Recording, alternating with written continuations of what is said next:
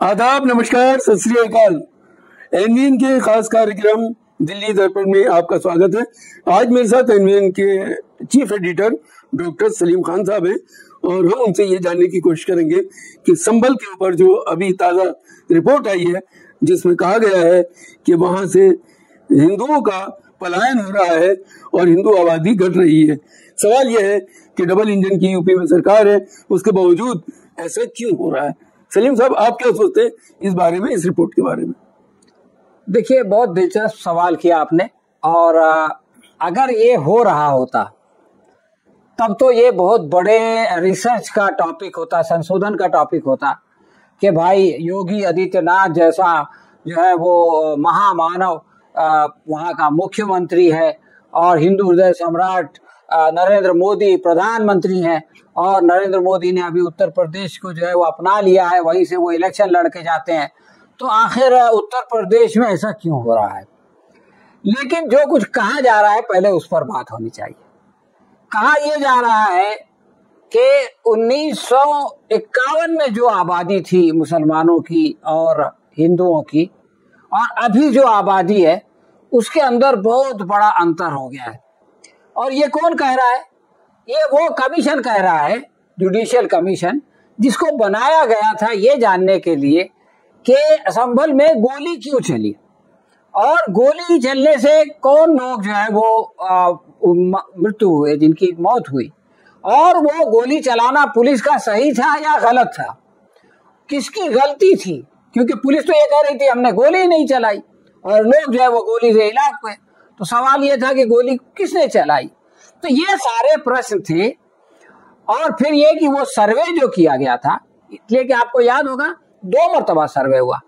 जो छोटी कोर्ट है उसने पहले सर्वे का ऑर्डर दिया और सर्वे की टीम गई और जो उसका जो एडमिनिस्ट्रेशन था संभल मस्जिद का, उन लोगों ने उसका कोऑपरेट किया और बहुत शांति के साथ वो सर्वे हो गया, कोई झगड़ा फसाद कुछ नहीं हुआ। लेकिन उसके 2 दिन बाद अचानक बगैर बताए सुबह 6 बजे जो टीम गई, तो इस कमीशन को ये पता लगाना था कि उसके लिए तो कोई ऑर्डर भी नहीं था, तो आखिर ये लोग क्यों गए और फिर उसमें ये नारे क्यों लगाए? और फिर उसके बाद जब लोगों ने ये कहा कि भाई तुम क्यों आ गए सुबह और किसके कहने पे आए, तो जिन लोग ये सवाल पूछे थे उनके ऊपर गोलियां चली। तो ये सारा प्रकरण था। अब इन सवालों का जवाब देने के बजाय ये कहा जा रहा है कि 1951 में इतनी आबादी थी, अभी इतनी आबादी है और मुसलमानों ने जो है वो हिंदुओं को डरा के संभल खाली कर दिया है और संभल से हिंदुओं को भगा दिया है। तो ये एक अजीब और गरीब सवाल पैदा होता है, जैसा कि आपने कहा कि योगी के होते, मोदी के होते ये कैसे हो गया? ये असंभव है। एक्चुअली देखा जाए तो इस तरह से योगी खुद अपने खिलाफ ये कह रहे हैं कि मैंने जिनको डराने की कोशिश किया वो डरे नहीं और मैंने जिनको विश्वास में लेने की कोशिश किया वो विश्वास में नहीं आए। यानी मैं मुसलमानों को डराना चाहता था, तो अगर इस बात को सही मान लिया जाए तो इसका मतलब है कि मुसलमान नहीं डरे। और मैं हिंदुओं को विश्वास में लेना चाहता था, तो मैं 8 साल से सरकार में हूँ, 10-11 साल से मोदी जी सरकार में है, लेकिन हिंदुओं को हमारे ऊपर विश्वास नहीं है, इसलिए वो अपनी जान बचा के भाग रहे हैं और योगी जी कह रहे हैं कि हम ऐसा नहीं होने देंगे। इसका मतलब हो रहा है और इसके लिए हमको दोबारा इलेक्शन जिताओ। तो मैं ये समझता हूँ कि ये जो पूरी कहानी योगी प्रशासन और उनकी जुडिशियल कमीशन के जरिए से जो गढ़ी जा रही है, ये एक तरह से देखा जाए तो मुसलमानों के खिलाफ ये उसको गढ़ने की कोशिश कर रहे हैं, लेकिन ये खुद उनके खिलाफ है। जी, एक और सवाल ये पैदा होता है कि सुप्रीम कोर्ट ने हाई कोर्ट के फैसले पर रोक लगा दी है और जफर अली साहब को, जो संभल की जामा मस्जिद के सदर हैं, उनको जमानत भी मिल गई और अब सुप्रीम कोर्ट ने हुक्म दिया है कि 1 सितंबर तक रिपोर्ट पेश की जाए, हाजिर होकर के बताए यूपी गवर्नमेंट। इस बारे में आपका क्या ख्याल है? देखिए, असल मसला यही है। हुआ ये कि जो लोअर कोर्ट थी उसने सर्वे का ऑर्डर दिया, उस सर्वे के ऑर्डर के खिलाफ मुसलमान जो है वो हाई कोर्ट में गए, Allahabad high court. Allahabad high court ने जो है वो उस ऑर्डर को रोकने से मना कर दिया। यानी उसने ये कहा कि सर्वे करने में कोई प्रॉब्लम नहीं है, इसलिए कि उस जमाने में हमारे जो चीफ जस्टिस है चंद्रचूड़ साहब, वो ये कहते थे कि वो कानून है, किसी कोई जगह को बदल नहीं सकते, मंदिर मंदिर ही रहेगा, मस्जिद मस्जिद ही रहेगी, लेकिन सर्वे करने में क्या हर्ज है और सर्वे करने में फायदा क्या, ये तो उन्होंने नहीं बताया। बहरहाल इलाहाबाद हाईकोर्ट ने उनके कहने पर सर्वे की इजाजत दी। अब उसके बाद जैसा मैंने अभी आपको बताया, एक सर्वे हो गया, कोई प्रॉब्लम नहीं हुआ। दूसरा सर्वे जबरदस्ती किया गया, उसमें लोगों को भड़काऊ जो है वो नारे लगाए गए, और उसके बाद जो लोग बाहर खड़े थे उनको, वो लोग अपना एहतजाज कर रहे थे, प्रोटेस्ट कर रहे थे, वो उनका अधिकार है एक इल्लीगल सर्वे के खिलाफ ये करना, तो उन पर जो है वो गोलियां चलाई गई। और सारे लोग, जितने लोग वहां मौजूद थे, उन सारों ने कहा कि गोली पुलिस ने चलाई, इसलिए पुलिस की मौजूदगी में कोई और गोली चलाई है तो पुलिस के खिलाफ बात है। लेकिन पुलिस ने कह दिया कि हमको नहीं मालूम किसने गोली चलाई। भाई यार 5 लोग उसमें शहीद हो गए। तो अब सवाल यह है कि उस फैसले के खिलाफ उस दंगे के बाद 3 महीने बाद, यानी दिसंबर में दंगा होता है, और मार्च में जो है उल्टा उन लोगों को सजा देने के बजाय जो कि मस्जिद में गए थे सर्वे करने के वालों के साथ, और वो लोग जो सर्वे करने गए थे उनको सजा देने के बजाय उल्टा यूपी पुलिस ने और योगी प्रशासन ने वहां के जो अध्यक्ष हैं कमेटी के, उनको जो है वो गिरफ्तार कर लिया। और ये चीज 3 महीने बाद होती है। जफर अली साहब बहुत बड़े वकील हैं, और उनको जब गिरफ्तार किया गया तो संभल के सारे वकीलों ने उसका विरोध किया। उन्होंने एक दिन जो है वो हड़ताल की, उन्होंने कहा कि नहीं, ये जो है ये तो शरीफ आदमी है, ये तो अमन कायम करने वाला आदमी है, शांति बहाल करने वाला आदमी है, इसको आप क्यों पकड़ के ले जा रहे हैं। लेकिन बहरहाल योगी के यहाँ यही सब होता है, तो वो जेल चले गए और उन्होंने जमानत दाखिल की। पिछले महीने जुलाई की 22 तारीख को जो है वो उनकी जमानत मिल गई और जफर अली साहब जो है वो जमानत पे आ गए। अब उसके बाद इस महीने मुसलमानों का मामला सुप्रीम कोर्ट में जाता है। तो सुप्रीम कोर्ट ये करता है कि 26 तारीख को उस फैसले को स्टे दे देता है, जो इलाहाबाद हाई कोर्ट का फैसला है। अब वो फैसला स्टे हो गया, रुक गया, और उसके बाद वो ये कहता है कि 25 तारीख तक स्टेटस को रहेगा। 25 तारीख को दोबारा सुनवाई होती है, तो 25 तारीख को ये कहा जाता है कि 1 तारीख तक स्टेटस को रहेगा, और जो हिंदू पक्ष है उसको नोटिस दिया गया कि आप जो है वो बताइए कि आप ये सब हंगामा क्यों कर रहे हैं। यानी आप देखिए, अब जो गेंद है वो आकर के हिंदू पक्ष के खिलाफ आ गई। अब योगी जी हो गए परेशान कि भाई एक तरफ इलाहाबाद हाई कोर्ट ने जफर साहब को जमानत दे दिया, दूसरी तरफ सुप्रीम कोर्ट ने उस फैसले को रोक दिया, और अब जो है वो हम ही को नोटिस दे रहा है।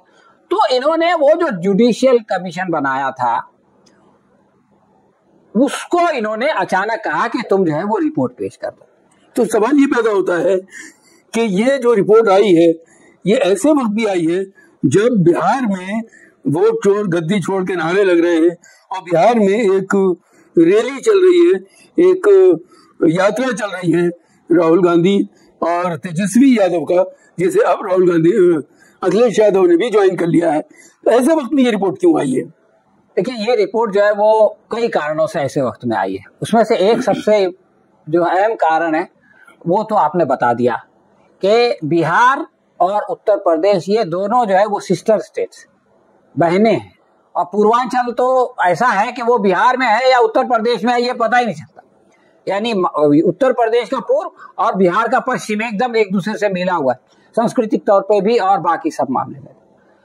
तो अब अगर ये वोट चोर गद्दी चोर का मामला बिहार में इतना जोर पकड़ गया है कि उसके बीच मोदी गए तो मोदी के जो है वो पूरी रैली फेल हो गई, कोई उसमें गया नहीं उसको देखने के लिए, और सबको पता चल गया, और सारे लोग अभी ये विश्लेषण कर रहे हैं कि इस बार जो है वो बीजेपी बिहार में इलेक्शन हार चुकी है, वो हारी हुई लड़ाई लड़ रही है। अब उसमें इंडिया गठबंधन में अखिलेश भी शामिल है, अखिलेश को वहां बुलाया जाता है, और आप देखिए अखिलेश ने क्या कहा। अखिलेश ने कहा कि हमने अवध में बीजेपी को अवध से निकाला और आप लोग मगध से निकालिए। देखिए, अवध में ही अयोध्या आता है, यानी राम की नगरी अयोध्या, जहां इतना बड़ा मंदिर बनाया गया, उसका इतना उद्घाटन किया गया, उस अयोध्या में ही जो है वो अखिलेश सिंह पासी ने बीजेपी कैंडिडेट को हरा दिया, और फिर जो लोकसभा का चुनाव हुआ उसमें बीजेपी आधे पे पहुंच गई। तो इसमें जो है वो अवध का बहुत बड़ा हिस्सा है। तो अवध से तो बीजेपी को हरा दिया गया। अब बचा मगध जो है वो, मगध यानी बिहार, मगध जिस बिहार में है, वो जो है वो सीता की जो है वो जन्मभूमि है, वहां पर एक मंदिर भी बन रहा है। तो वो जो है वो समझो ये राम जन्म स्थान है, तो वो राम की जो है वो ससुराल है। तो वो ये कह रहे हैं कि जो मामला हमने बीजेपी के साथ यहाँ किया वो आप वहां कीजिए, और अगर वो वहां होगा तो उसका प्रभाव डेफिनेटली जो है वो उत्तर प्रदेश पे पड़ेगा। तो ये तो एक परेशानी है। लेकिन इसके अलावा भी एक परेशानी तो वो है जो मैंने पहले बताया आपको कि कोर्ट का रवैया, इलाहाबाद हाई कोर्ट का जमानत देना और सुप्रीम कोर्ट का इनको नोटिस देना, ये दूसरा चीज है। तीसरी चीज जो है वो अमित शाह और इनके बीच की लड़ाई है, योगी की जी। ये जो इनके बीच में शीत युद्ध चल रहा है। अब देखिए, पिछले महीने योगी जी को अचानक बुलाया गया दिल्ली। कभी ऐसा नहीं होता है, जनवरी में वो आए थे, जनवरी के बाद अभी आए, तो एक दिन में 3 मीटिंग हुई। सुबह में वो जो है वो मोदी जी से मिले, फिर नड्डा जी से मिले, फिर अमित शाह से मिले। और आप उन तस्वीरों को देखिए, सब में जो बॉडी लैंग्वेज है उससे पता चलता है कि योगी जी परेशान है, योगी जी टेंशन में है। तो ये सारे कारण जो है वो मिले हैं, और इसकी वजह से योगी जी को ये लग रहा है कि अब जो है वो अपनी कुर्सी बनाने के लिए, अपनी गद्दी बचाने के लिए, कम से कम इलेक्शन तक हमको जो है वो संभल के सिवा कोई और सहारा नहीं है। तो उन्होंने ये रिपोर्ट निकाल दी। तो क्या आप ये समझते हैं कि जो बिहार में यात्रा चल रही है उसको ड्रेल करने का ये एक तरीका है? एक तरीका और भी वहां अपनाया गया कि एक किसी अननोन आदमी ने गाली दे दी और उसको इतना बड़ा बनाया गया कि जगह जगह प्रोटेस्ट कर रहे हैं बीजेपी के लोग, और वो बीजेपी के लोग जिनका खुद अपना गाली कल्चर है। खुद प्राइम मिनिस्टर जो है वो 50 करोड़ की गर्लफ्रेंड कहते हैं, और क्या क्या गालियां देते हैं। आपने ये भी देखा, रमेश बिदोड़ी ने पार्लियामेंट के अंदर एक दूसरे मेंबर पार्लियामेंट को खुलेआम गालियां दी। तो ये गाली कल्चर रखने वाले लोग एक मामूली आदमी की गाली देने पर इतने क्यों आपस से बाहर हो गए? देखिए, ये जो आपने घटना की उल्लेख किया वो तो डेफिनेटली जो है वो डीरेल करने की कोशिश है, इसलिए कि इनके बस के बाहर हो गई है वो रैली। यानी लोग कह रहे हैं कि जहां तक लोग ये भी कह रहे हैं कि उसने कहा था गोली मारो, तो वो बुलेट पे आ गया, तो बुलेट पे आके उसने बता दिया कि देखो ऐसे गोली चलती है, और अगर तुम में हिम्मत है तो तुम जो है वो अपनी वो जो गाड़ी जिससे चलते हैं, जिसके आगे पीछे सैकड़ों गाड़ियां रहती हैं, बुलेट प्रूफ गाड़ी, तो गोली मारे बोलने वाले तो बुलेट प्रूफ गाड़ी में छुपे हुए हैं, और जिससे उनका मुकाबला है वो जो है खुलेआम बुलेट पे आ रहा है, और वो जो है वो इनका जो लोकप्रियता है उसको गोली मार रहा है। तो ये इनका मामला है। अब आपने गाली की बात कही, तो ये प्रधानमंत्री मोदी जो है वो सोनिया गांधी को जर्सी गाय तक कह चुके हैं, और इवन राजीव गांधी को के बारे में भी इन्होंने जो है वो बहुत गलत किस्म की ज़बान इस्तेमाल की है, जो मैं कैमरे के सामने नहीं इस्तेमाल कर सकता। तो ये तो इनका कल्चर है, और आपने बिदुरी का हवाला दिया, और ये सारी चीजें ये करते रहते हैं। तो इसलिए गाली से इनको मसला नहीं है, इनको कोई इशू चाहिए था, और मैं समझता हूं कि इस इशू को उठा के इन्होंने खुद अपना नुकसान किया है। लेकिन योगी का मामला मैं नहीं समझता कि ये उस रैली को डिरेल करने के लिए, इसलिए कि योगी के बस में नहीं है कि उत्तर प्रदेश में बैठ के बिहार में चलने वाली रैली को डिरेल करें। बल्कि मैं तो ये कहता हूं कि ये रैली अब अगर उत्तर प्रदेश में शुरू होगी तो उत्तर प्रदेश में भी इसको डिरेल नहीं कर सकेंगे। इनका मसला सिर्फ ये है कि ये जो है वो किसी तरह से अपनी सरकार को, अपनी कुर्सी को और अपने वोटर्स को जो बुरी तरह से इनसे नाराज हो रहा है। देखिए, संभल की बात, संभल में बीजेपी कभी जीतती नहीं है, लेकिन उनकी हार का मार्जिन हर बार बढ़ता जा रहा है। ये इनके लिए एक सीरियस मसला है। और जो पहला प्रश्न आपने पूछा था आबादी का, इसके बारे में वहां के जो एमएलए है उन्होंने क्लियर किया कि ये नंबर्स जो बताए जा रहे हैं ये सरासर गलत है। आबादी का जो परसेंटेज उस वक्त था वही परसेंटेज 21% उस वक्त था, 28% अभी है मुसलमानों का। और उसका भी उन्होंने कारण बताया। उसका कारण यह है कि शहर को बढ़ाया गया, तो जब शहर की लिमिट्स को बढ़ाया गया तो आसपास के जो गांव है उस गांव के लोग शहर में आ गए। दूसरी बात यह कि आसपास का जो इलाका है, जो मुस्लिम बाहुल इलाका है, वहां पर कोई सरकार जो है वो इस डेवलपमेंट का काम नहीं करती। अब जब आपको गांव में नहीं मिलेगा तो लोग जो है वो शहर में आते हैं।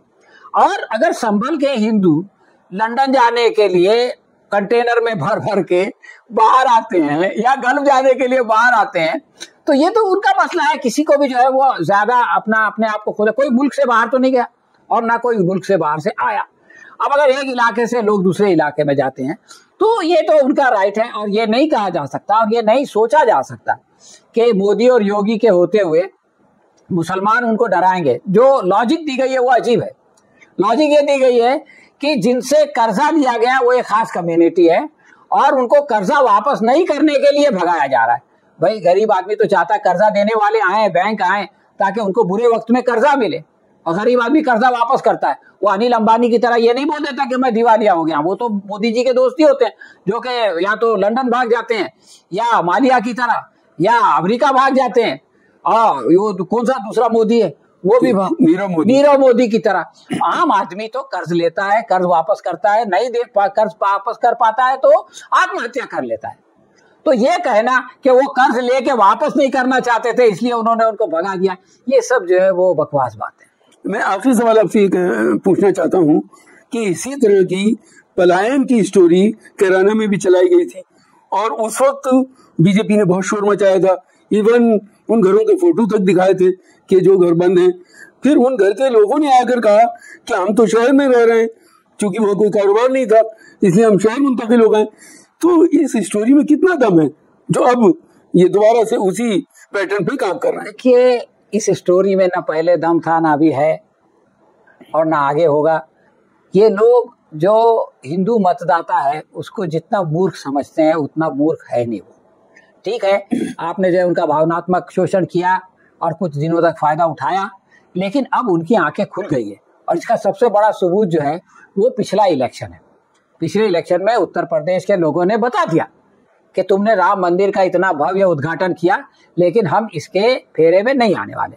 लेकिन एक और बात है जिसकी तरफ मैं आपका ध्यान आकर्षित करना चाहता हूं, जो बहुत ही इंटरेस्टिंग है। मतलब ये कि उसको पढ़ के जो है कोई फिक्शन लिखने वाला भी परेशान हो जाएगा।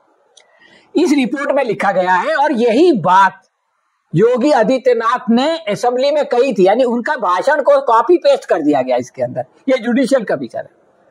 वो बात यह है कि जो वहां के एमपी हैं बर्ख जी, उन्होंने एक भाषण दिया और उसमें उन्होंने कहा कि हम यहाँ के मालिक हैं, हम यहाँ के नौकर नहीं हैं।